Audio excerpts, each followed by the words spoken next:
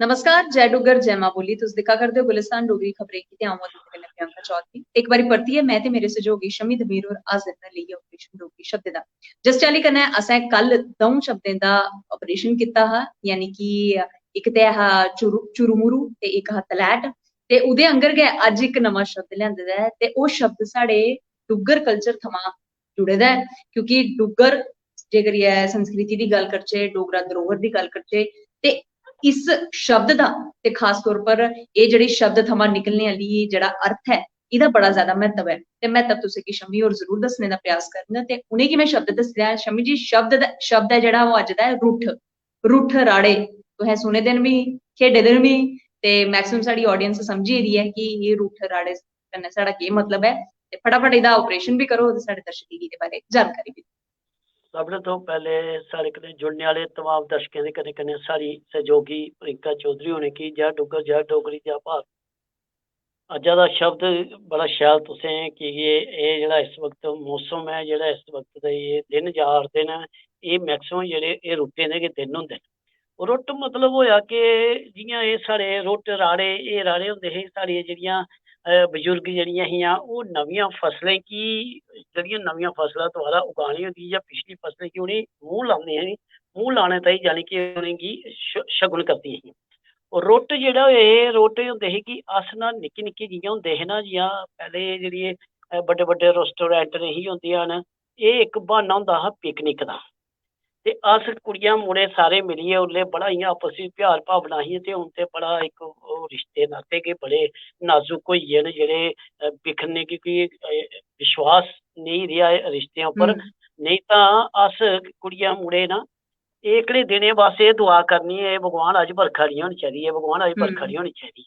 ओह्दे च केह् होंदा हा कि अस मिली जुलियै ना 8-10 जने, वे तूं केह् लेआना में पूड़ियां, उन्नै कड़ाह, उन्नै छोले, उन्नै फलाने, उन्नै खीरा, उन्नै अम्ब, उन्नै मतलब सारे मिली जुलियै चीज़ां लेइयै फिर जित्थे जित्थे जेह्दा एरिया जि'यां होएआ, अगर जेकर अखनूर दरेआ जेह्दे कोल उ'नें खनूर दरेआ दे किनारे नैह्र रणवीर नैह्र जेह्दे कोल उ'नें उत्थे जि'यां जि'यां जेह्दे कोल जि'यां कोई पिकनिक स्पॉट है उ'नें उत्थे जाइयै ना ते एह् पिकनिक मनानी ते उत्थे इ'यो एह् चीज़ां खानियां ते रुट्ट मनाने।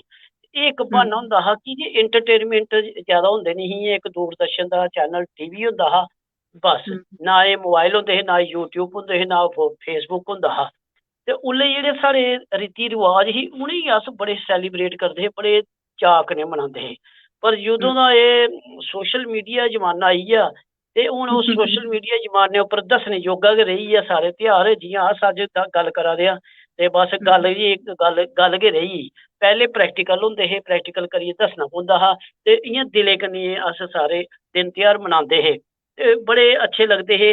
फिर साढ़ियां कदें कदें एह् जेह्ड़े रुट्ट होएआ ना, एह् होंदे हे साढ़े नमीं जंग जेह्ड़े होंदे हे, कुड़ियां मुड़े बस उ'नें जाना खेढन, असें रुट्ट खेढन जाना। त्रै केईं खेलदे हे, केईं पंज, केईं हफ्ता 10 दिन एह् रौनक लग्गी रौंह्दी ही।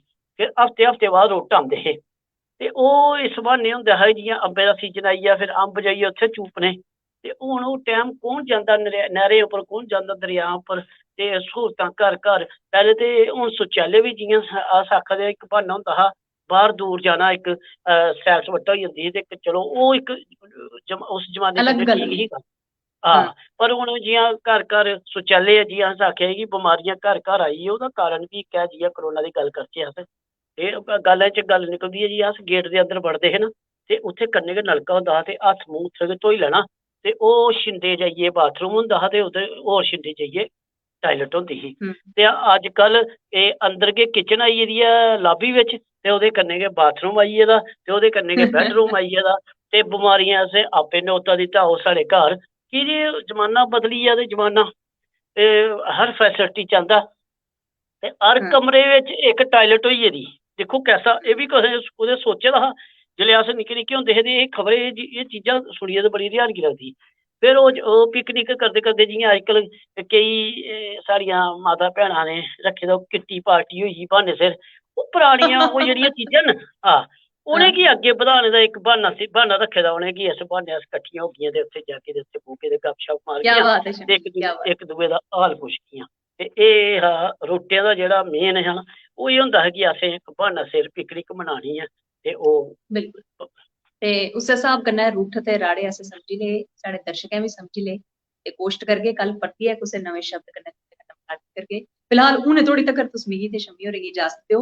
इक गल्ल जांदे जांदे तुसें सारे कोला जरूर गलाना चाहंग कि जिस चाल्ली कन्नै साढ़े दर्शक शम्मी होरें गी प्यार देआ करदे न, शम्मी हुंदी तंदरुस्ती दी जेह्ड़ी दुआ करा करदे न, ओह्दे आस्तै तुंदे सारें दा अ'ऊं धन्नवाद करनी आं ते कन्नै एह् बी कामना करगी कि साढ़े इस ऑपरेशन डोगरी शब्दें गी इस प्रोग्राम गी अग्गे तक्कर ले जाने च तुंदा जेह्ड़ा सहयोग ऐ ओह् अग्गे बी साढ़े दौनें पर ऐसा आशीर्वाद बने दा र'वै। फिलहाल देओ इजाजत ते बने दे र'वो गुलिस्तान डोगरी खबरें कन्नै। जय डुग्गर, जय जय मां। डुग्गर, जय डोगरी, जय भारत।